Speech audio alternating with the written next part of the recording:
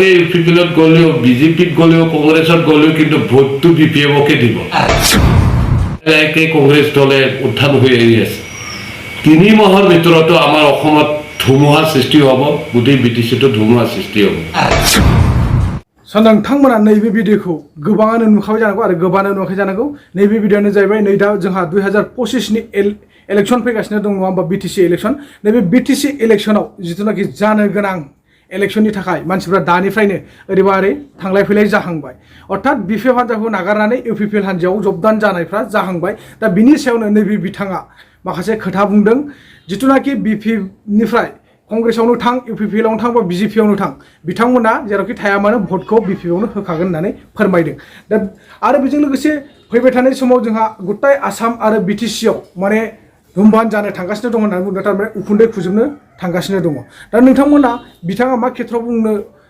बुंदों एबा बबे पइन्टखौ लानानै बबे एंगेलजों बे बाथ्राखौ बुंदों नोंथांमोना जाहाथे दिनै भिडिअखौ जोबजासिम नायबा निश्चय बुजिमोनगोन दा बिनि सिगां आं मैया मोनसे YBY नि सोमोन्दै मोनसे भिडिअ लाबोदोंमोन ना बले बे YBY नि भिडिअआव आं होनायाव नोंथांमोना दाहाबथार नोंथांमोना बे YBY इनभेस्ट दा खालामथार होननानै आङो बुंदोंमोन ना मादोंमोन हा दा बिनि सायावनो बिथांमोनहा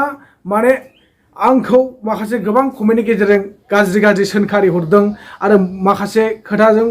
बायदिसिना बुंहरदों सोरबाया बुंदों जेल जानांगोन बेफोरबायदि भाइरेल दा खालाम सोरबाया बुंदों माने खोनासंथावै गाज्रि रावनो आरो सोरबाया बुंदों एनिथिं MG नि कपि खालामदों नामा नोङो एनिथिं MG नि भिडिअ नायनानै होनना बुंदों स बे नेभार आं एनिथिं MG नि जानानै बा एनिथिं MG निफ्राय आङो भिडिअ नायनानैसो बे आंनि बुंनाय रावफोरखौ आं कपि खालामनानै बुंदों बे नङा आंबो मोनसे समाव सौग्रावबोदों एबा गाब्रबोदों बिनि खारनावसो आं बुंदों आरो जोङो इउटुबार हिसाबै बा नोंथांमोनाबो इउटुबार हिसाबै हाबनाय हाबैया सोरबा व्यक्तिनि सायाव नङा होमबा किसुमाना बुंहरदोंबो नङा होमबा हाबनाय हाबैया बा इनभेस्ट खालामनाया गाव व्यक्तिनि सायाव होननानै बे बाथ्राया सियर दै नाथाय नोंथांमोना किसुमानखौ लिंथारनानै जयनिं खालामना होनाया बे गोरोन्थि जागोन आरो बे रं जागोन आं नोंथांमोनखौ बुङाखै नोंथांमोना मानसि दासो थै बा मानसि सोनो नांला होननानै आं बुङाखै नोंथांमोना सोरबा फैयोब्लालाय सोनो हागोन बेयाव नोंथांमोनाथ' रिस्क लानो हागोन नामा सोरबा रिस्क लानो सोरबा गेरेन्टि होनो हागोन नामा हाया रावबो हाया मानोना समनि आंखालाव माब्लाबानि समाव हठात करै जोंहा लाइसेन्स गोनां कम्पानिफ्रानो थैनानै थाङो दा बेखायनो नै बेफोरबायदि जोङो उइदाउट लाइसेन्सनि मोनसे ट्रेडिंखौ जोङो बांद्राय दा फोथाय होननानैसो जों बुंदों आरो आं मा बुंदों नोंथांमोना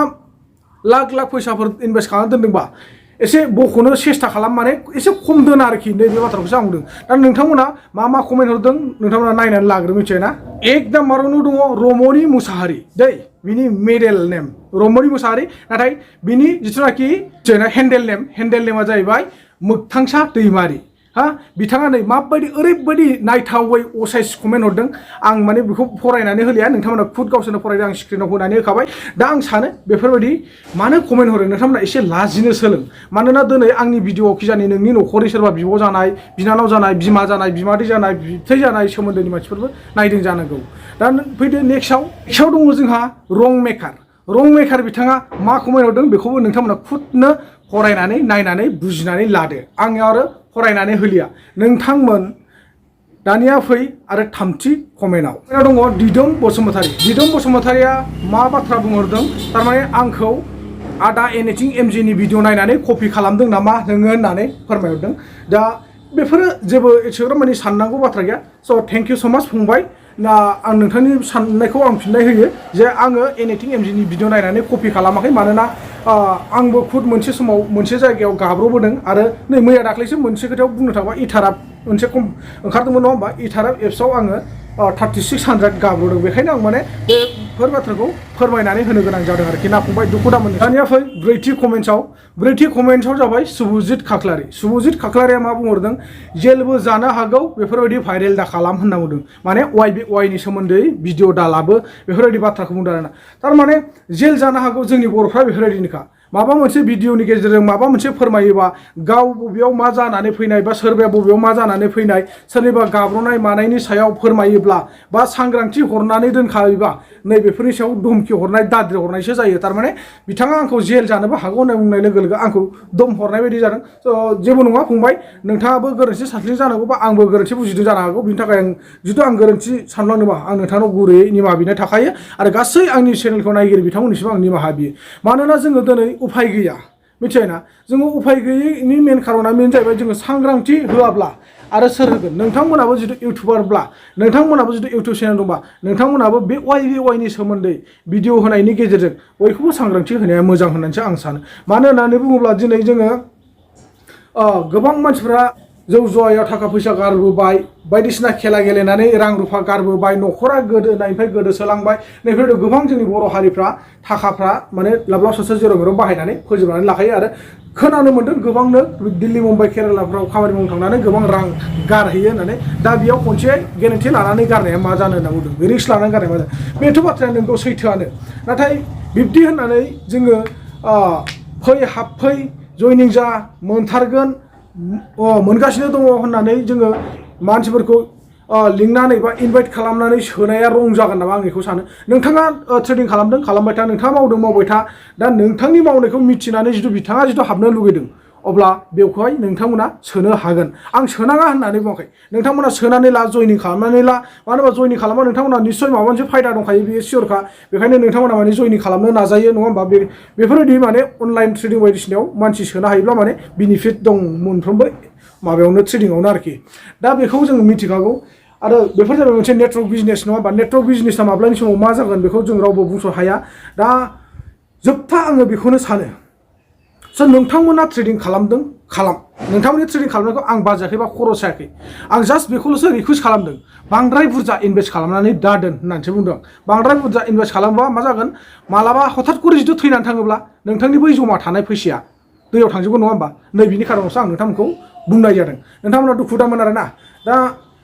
बिदिब्ला आं माथो बुंबावनो नोंथांमोना निस्सय मिथिजोबखागौ बुजिजोबखागौ बुजिसेयाव हाबदों आरो बुजियालासिनो रावबो हाबा नङा होमबा मिथिसेयावबो बुजिनानैसो गाव गाव हाबनो होननानै हाबखायो आरो लस जा लाब जा होननानैसो गाव गाव हाबखायो माबा मोनसे बिजनेस मावनो थाङोब्ला लाब लसा थाखायो बे निस्सय सियर नोंथांमोना किसुमाना गोबां कमेन्टआव बुंहरदों बे बाथ्राखौ आं फोथायदों नोंगौ जोङो दिनै बेल' नङा आलु फान्थावनि माबा मोनसे बिजनेस मावनो थाङोबाबो जों मालाबा हयथ' बबेबा मोनसे बस्थाखौ जोङो गेसाव गोजाबो मोनबोखागोन बेखायनो बेफोरबायदिनो आरोखि मोनसे नङा मोनसे माने खामानि मावनो थांनायाव मोनसे नङा मोनसे बिजनेसाव लाब लसा थाखायो स' थेंक इउ स' माच नोंथांमोना बेफोरबायदिनो माखासे आंखौ मिथियै बाथ्राखौ फोरोंहरनायनि थाखाय दा नोंथांमोना किसुमाना बुंहरदों नोंथाङाबो हाबनो नामा आङो रां हरनो होनना बुंदों जुदिहाय सोरबाफोर अननानै इनभेस्ट खालामना होग्रा दङब्ला हाबगोन आंबो ट्राइ नायगोनानो मानो नाया जानो खिन्थु आङो निजा पकेटनि गारनानै हाबगोनखौ आं माने फोथायाखै आरो आंहा गैयाबो बेफोरबायदि निजा पकेटनि गारनानै हाबनो हानाय बा जयनिं जानो हानाय गैया आं मानो होनबा दाख्लै जोबोद गिदों आरो गाब्र'दों नङा होमबा बे इटाराबाव 3600 गाब्र'नायावनो आं माने बिराद गिदिर खहा जानाय बायदि मोनदों आरोखि मानो होनबा मालायनावसो आङो बे 3600खौ दाहार लालायनानै इनभेस्ट खालामदोंमोन आरो फार्स्ट अफ अल आङो 300 थाखाल' उइद्र' खालामनो हादों बिनि उनावनो बेयो माने ब्लक जाना होदों आरोखि बे बुस्थुआ मिथिबायना दा बेखायनो आङो माने गिनाय मोनदों अनलाइन ट्रेडिं होनबा आं गिनाय मोनसे आरो सिगाङावबो आङो बेफोरबायदि तेजपुराव आं माखासे खामानि मावदोंमोन बेफोरावबो आं गाब्र'बोदों बेखायनो जोङो सांग्रांथि होनाया मोजां मिथियैखौ मिथिनाया मोजां दिनै जोङो मिथियैखौ फोरमायनायावबो जुदि गोरोन्थि जायोबा निमाहा बियो नोंथांमोनाव आखाइ खबजोब्बाय आरो जोङो मिथिनायानो जोंनिनो खामानि मालाबा समाव नोंथांमोना आरो ग्रोब बुंगोन नोंथांमोना मिथिखानानैबो मानो फोरमायाखै बुजिनानैबो मानो फोरमायना होआखै नोंथांमोना जुदि सिगाङाव फोरमायनायबा जों इनभेस्ट खालामनाय नङामोन हाबनाय नङामोन नै बेफोरबायदि बुङो आरोखि दा बेखायनो सोरनि साननायखौ सोर मा खालामनो हानो नङाबा रावनिबो साननायखौ रावबो जाफुंहोनो हाया बा सुफुंनो हाया जोंनि गोसोआव गोबांथा नाना रोखोमनि लुबैनाय थायो आरो सानलायलायनाय थायो बुजिनाया बेलेग बेलेग जायो बेखायनो आङो नोंथांमोननि सायाव जुदि गेना गोरोन्थि बुंफ्लांदोंबा निमाहा होबानो जाबाय नोंथांमोना अननानै बर' हिसाबै बा गावनिनो आंगोनि बिदा फंबाय बा बियादै हिसाबै नोंथांमोना अननायनि गेजेरजों निमाहा होदो दा बिदिब्ला नोंथांमोन सिगाङाव होनाय जिथुनाखि भिडिअ एन्ट्र पलिटिकेलनि सायाव नङा होमबा BPF हान्जाखौ नागारनानै UPPL आव अर्थात प्रमद बर' सारजों जबदान जाहैनायाव नैबे बिथाङा मा फोरमायदों जिथुनाखि फैबाय थानाय इलेक्सननि सिगां मा जानो थांगासिनो दं आरो 25नि इलेक्सनाव BTC इलेक्सनाव मा जानो थांगासिनो दङ नोंथांमोना बे भिडिअखौ जोबजासिम नायनानै निश्चय बुजिनानै लादो लोगोसे जोबथारनायाव कमेन्ट हरनो दाबाव नोंथांमोना কি কম নিজৰ স্বাৰ্থ পূৰণ কৰাৰ কাৰণে স্বাৰ্থ লৈ পেলাই কাম কৰা ব্যক্তি এটা সময়ত BPF আছিল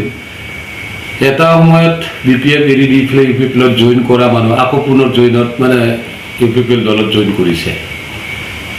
ঠিক তেনেকৈ আকৌ পুনৰ যোৱাকালি 5-6জন মান ব্যক্তিয়ে BPF-ক মানে এৰি UPPL-ত যোগদান কৰিছে বুলি প্ৰমোদ বড়োৰ লগত বহুখিনি ফটো ভাইৰেল কৰিছে ঠিকই আছে তেওঁলোকে যদি BPF ত্যাগ কৰিছে আমাৰ ক'বলগীয়া কি থাকিব তাত একো নাই তাতে এজন প্ৰাক্তন মানে BCDC চেয়াৰমেন কমলাকান্ত বড়ো ডাঙৰীয়াও আছিল আৰু লগতে কোনোবা দুই এজন তেনেকৈ সদস্যহে আছিল কোনোবা মাইনৰিটি চেলত আছে বুলি কৈছে মই আজিৰ তাৰিখলৈকে ভালদৰে চিনি নাপাওঁ তেওঁলোকক বিগত সময়ততো মই একো দেখাই পোৱা নাই তেওঁলোকে যে BPF দলৰ লগত সভা সমিতিবিলাকত সহযোগ কৰা মই দেখাই পোৱা নাই যিকেইটা তাত মানে যোৱাকালি গৈছে তাৰ কাৰণে আমাৰ দলৰ ক্ষেত্ৰত একো ক্ষতি নহ'ব বুলি মোৰ অনুভৱ হৈ আছে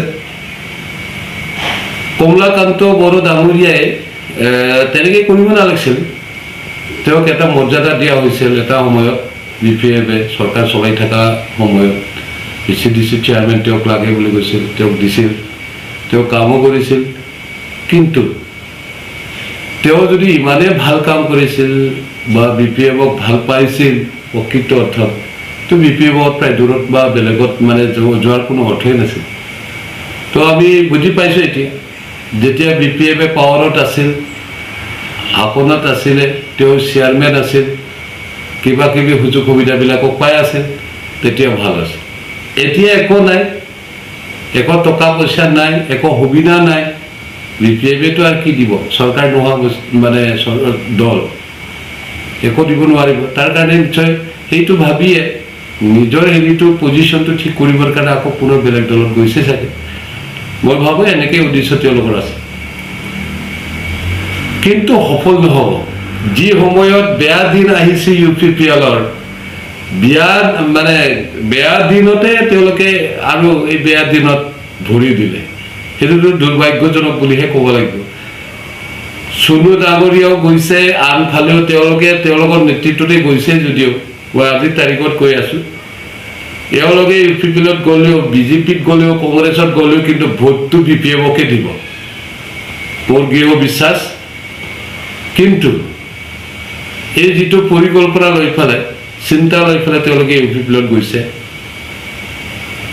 বিক্ষণ মানে বিফলতা লাভ কৰিব তেওঁলোকে একো লাভ নহ'ব